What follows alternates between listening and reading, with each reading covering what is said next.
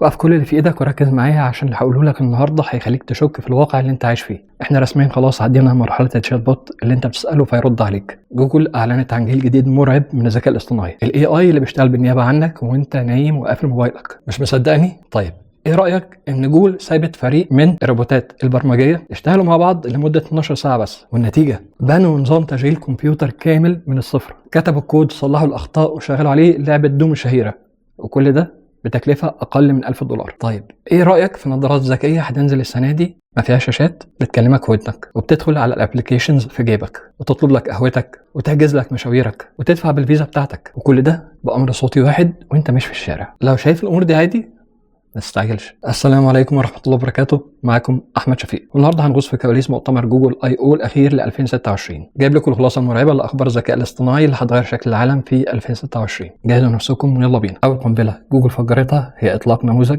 جيميناي 3.5 فلاش، والنموذج ده مش تحديث عادي، ده وحش كاسر مصمم للسرعة الفائقة وكمان الكفاءة الاقتصادية. جوجل بتقول إن هو بيطلع 1500 توكن، يعني التوكن ده اللي هو كلمة أو جزء من الكلمة، يعني 1500 كلمة أو جزء من الكلمة في الثانية الواحدة، سرعة لا يمكن لعقل بشري يتابعها. وعشان جوجل تثبت للعالم قوة جيميناي 3.5 فلاش، عملوا تجربة قلبت مجتمع المطورين كله. فتحوا الأول مشروع فاضي تماما على برنامج المطورين الجديد أنتي جرافيتي 2.0، وطلبوا من الاي اي إن هو يبني نظام تشغيل أو اوبريتنج سيستم كامل من الصفر. والبرنامج اللي هو أنتي جرافيتي 2.0 شغل 93 وكيل فرعي او سب ايجنت، اشتغلوا اكنهم شركه برمجيات كامله. الايجنتس دي عملت اكتر من 15000 طلب برمجي، وعالجت 2.6 مليار توكن في 12 ساعه بس. ولما جربوا يشغلوا عليه برامج والعاب الموضوع اشتغل بسلاسه. الموضوع ده اصلا عشان يتعمل عادي بياخد شهور وسنين من فرق مهندسين عباقره. الاي اي عمله في ليله واحده وبتكلفه مضحكه جدا. جوجل بتقول ايه بقى؟ بتقول لك لو شركات كبيره نقلت 80% من شغلها للنموذج ده هتوفر اكتر من $1 مليار سنويا. سيبك من البرمجه والمطورين، تعال نتكلم عني وعنك عن الميزه اللي هتغير استخدامنا للموبايل للابد، جيميناي سبارك. جوجل هنا مش بتقدم شات بوت، جوجل هنا بتقدم بيرسونال اي اي ايجنت ليك لوحدك. المميز في جيميناي سبارك انه شغال على سيرفرات سحابيه خاصه بيك، ديديكيتد في امز على جوجل كلاود. يعني ايه الكلام ده؟ يعني شغال 24 ساعه في اليوم 7 ايام في الاسبوع، حتى لو قفلت اللابتوب بتاعك او موبايلك فصل شحن. في العرض الحقيقي الموظف في جوجل عمل حاجه صدمت الناس، رمى للاي اي مجموعه اوامر بصوته وبسرعه وهو مستعجل، وقال له يا سبارك طلع لي كل الميتنجز اللي مع المدير الاسبوع ده واعملها لي باللون البينك عشان ما انساهاش، واكتب رساله لجاري الجديد اعزمهم على الحفله، واعمل جدول لمدارس بتاعت الولاد ورتبها لي حسب الاهميه. وبس كده، حط الموبايل في جيبه ومشي. في الخلفيه تم تقسيم المهمه دي لثلاث مهام منفصله. جيميناي سبارك دخل على جيميل، فتح الكالندر، دخل على جوجل دوكس، نسق كل حاجه وعملها بالالوان المطلوبه، ولما اتفتح اللابتوب لقوا كل حاجه تمام جاهزه. الميزه دي مش هتبقى متوفره للكل في الاول، هتبقى متوفره كبيتا للناس اللي بتدفع اشتراك $200 في الشهر وكده.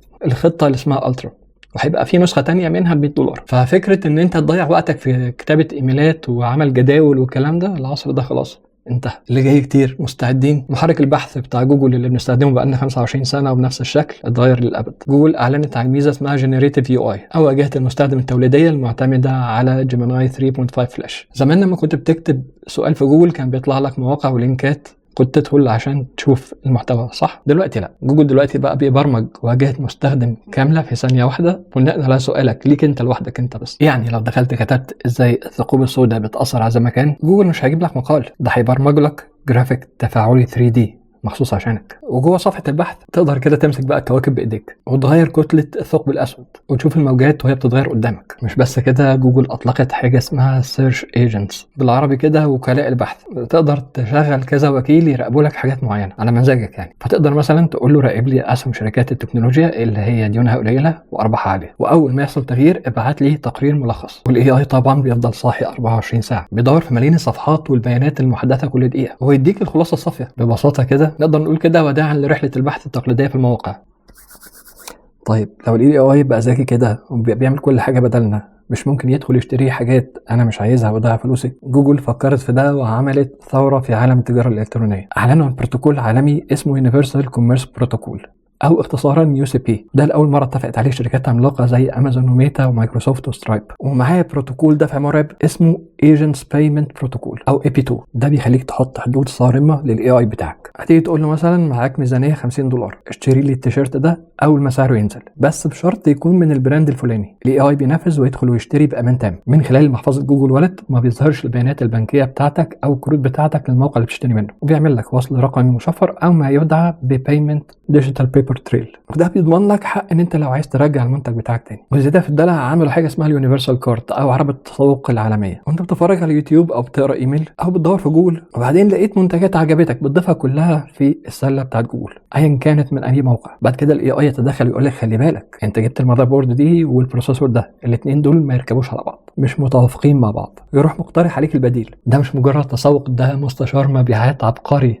بتاعك لوحدك. نيجي بقى لأهم حتة عندي بالنسبة لي أنا في القصة دي كلها، تعديل الواقع وصناعة المحتوى والإعلان عن جيميناي أومني. ده نموذج متعدد الوسائط أو ما يطلق عليه مالتي موديل من طراز رفيع، دمجوا فيه قدرة جيميناي مع أقوى نماذج توليد الصور والفيديوهات التابعة لجوجل طبعا، والنتيجة قدرة مرعبة في تعديل الفيديوهات بالصوت كأنك بتتكلم مع مخرج سينمائي قاعد جنبك. يعني تقدر تعتبر بمنتهى البساطة ده نانو بنانا برو أو نانو بنانا 2 بتاع الفيديوهات. بترفع له فيديو حقيقي ليك وتقول له بصوتك غير لي زاوية التصوير 360 درجة وحول الأجواء لليل وشغل الأنوار، وفي ثواني الفيديو بيتغير مع المحافظة على شكلك وحركتك، لأن الاي اي دلوقتي بقى فاهم الفيزياء والشكل والكلام ده. وده بقى بياخدنا لمنصة جوجل فلو الجديدة لإنتاج الأفلام والموسيقى. جوجل عرضت ديمو الواحد سجل نغمة موسيقى بسيطة جدا بصوته كده ورفعها لفلو ميوزك وقال له حولي الأغنية دي للار ام بي بصوت مغنية بروفيشنال، وقد كان يعني الأغنية طلعت يعني مستوى هوليوودي. يعني الخلاصة إن الاي اي بقى بياخد الفكرة المبدئية اللي في دماغك ويحولها لمنتج نهائي مبهر. طيب مسك الختام حاجة برضو من الحاجات اللي عجبتني جدا، جوجل أعلنت إنها بالشراكة مع شركة سامسونج وشركة كوالكوم رسميا يعني، وبشراكة مع أشهر براندات النظارات زي واربي باركر وجنتل مونستر، هيطلقوا أول نظارات ذكية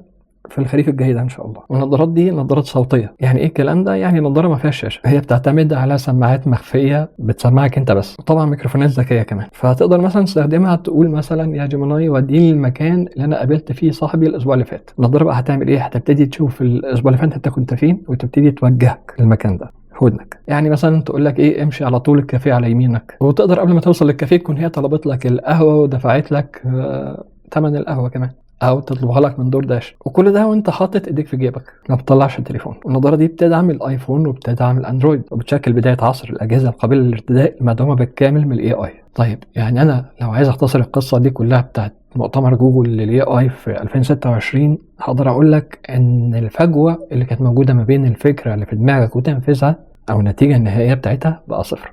يا جماعه احنا بنعيش في العصر الذهبي للتكنولوجيا، واللي مش هيستغل الادوات دي من دلوقتي هيصحى تاني يوم يلاقي نفسه عايش في كوكب تاني لوحده. وعشان دايما تبقى سابق بخطوه وعارف الاسرار دي اول باول، انزل اعمل لايك للفيديو ده واشترك في القناه لو لسه ما اشتركتش وفعل جرس التنبيهات. يا سلام. ليه؟ عشان الفيديوهات الجايه ان شاء الله هنجرب الحاجات دي بالتفصيل وهنعمل بيها العجب. قولوا لي بقى في التعليقات ايه اكتر حاجه صدمتكم، نظام التشغيل اللي اتبنى في 12 ساعه ولا المساعد اللي بيشتغل وانت نايم جيميناي سبارك؟ مستني رايكم. اشوفكم على كل خير وصحه وسلامه وسعاده وراحه بال دايما يا رب. احمد شفيق. بنصور. اوكي، هنتكلم النهارده عن ال AIRC وعمل فيديوهات بدون ظهور. لا